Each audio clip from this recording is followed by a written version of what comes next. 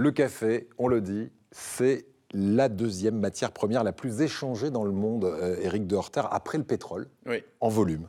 Qu'est-ce que c'est le café de spécialité? Vous m'avez dit que ça représente 1% de toute la quantité de café qui circule dans le monde.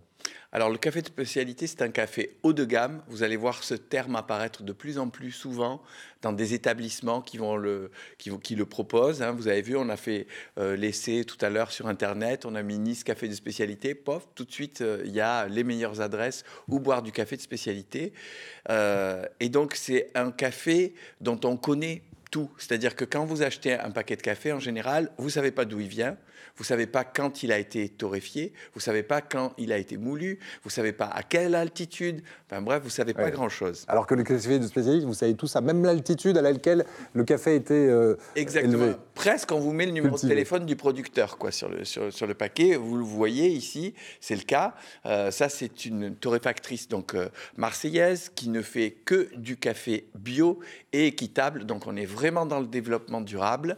Et c'est très important parce que il y a une telle spéculation dans le domaine du café que ces dernières années, il y a beaucoup de petits producteurs qui ont abandonné leurs fermes et qui sont allés s'agglutiner dans les bidonvilles de la périphérie de Mexico, par exemple, ou un peu partout, parce que le café, c'était la seule chose qui leur amenait des espèces sonnantes et trébuchantes pour vivre.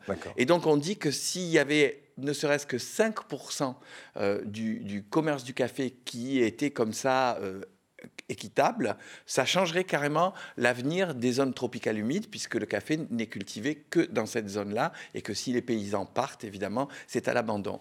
Et il faut célébrer, il faut en profiter aujourd'hui pour célébrer la personne qui a inventé ce mot café de spécialité, qui n'est pas encore très connu, qui est une dame qui s'appelle Erna Knudsen. Avec un nom pareil, on imagine qu'elle est d'origine scandinave et effectivement, elle est norvégienne, mais elle est née en 1921. Elle a émigré en 27 avec sa famille aux États-Unis. Elle est devenue secrétaire d'une grosse société de commerce de café.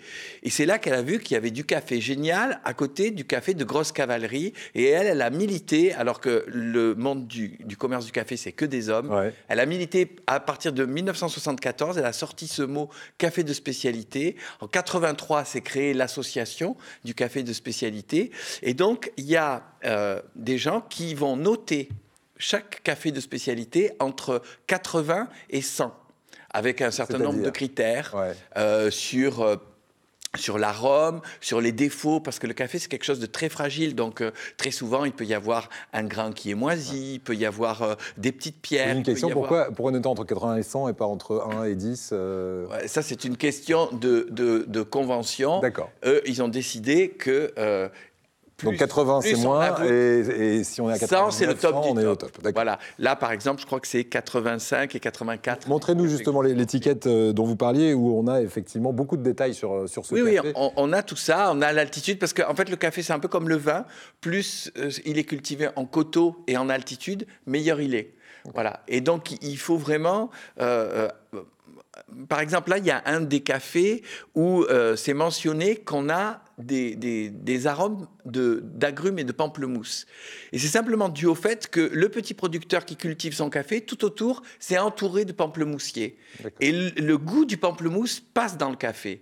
Vous voyez jusqu'où on arrive quand on va sur ces cafés de spécialité. Ça n'a strictement rien à voir avec la grosse cavalerie qu'on boit. On en veut bien. Oui, on veut bien goûter. Carole Gobi est très intéressée parce qu'elle s'occupe d'un salon du jardinage, le premier de l'année dans notre région. Si on veut s'en procurer de ce café, c'est abordable parce que c'est 1% de la production mondiale. Est-ce que c'est facile à trouver aussi? Alors, c'est 3 fois moins cher que la capsule. D'accord. Ça, c'est clair. Au kilo, c'est 3 fois moins cher. C'est 3 fois moins cher que la capsule. La capsule, ça revient en moyenne à 75 € le kilo de café. Et en plus, la capsule, vous ne savez pas quand le café a été torréfié. Et moulu, vous savez que dans les 15 minutes qui suivent la mouture, le café perd 75% de son arôme. D'accord, c'est bon à savoir. Donc ça veut dire qu'après, on compense en mettant des arômes, en mettant des produits pour faire une créma, et en plus... Une créma. une crème, là, la petite crème qu'on voit derrière vous. Très bien. Hein, ça n'arrive pas dans un vieux café, machin. D'accord. Donc ça veut dire qu'il faut le créer. Et en plus, du coup, vous avez des particules d'aluminium qui vont migrer dans le café quand l'opercule va être percé. Ok. Donc on a bien compris, c'est donc 3 fois moins cher que du café déjà moulu, sauf que celui-là, il est en grain, et c'est en grain qu'on achète le café de spécialité, ou il peut être déjà moulu? Non, il peut être moulu. D'accord. Mais vous comme moi, je crois qu'on l'achète en grain. Oui. Parce qu'on aime vraiment le café et que quand on aime le café, on fait cet effort-là. Bon, c'est vrai que du coup, il y a plein de gens qui disent « Oui, mais il y a du marc. » Mais le marc de café, c'est un trésor. Pour le jardin, c'est génial, hein, Carole. Voilà. Non, mais le marc de café, c'est bon pour entretenir les éviers. Enfin, il y a plein... Je vous ferai une autre chronique sur le marc de café un jour. Vous verrez tout ce qu'on peut faire avec. Merci beaucoup, Éric de Horter. Restez bien avec nous, avec peut-être une tasse de café à la main, maintenant que vous avez toutes ces informations. Demandez du café de spécialité dans les petits cafés ou chez les torréfacteurs, de temps en temps, quand vous sentez un bon café dans une rue, allez poser la question, ils en auront sans doute.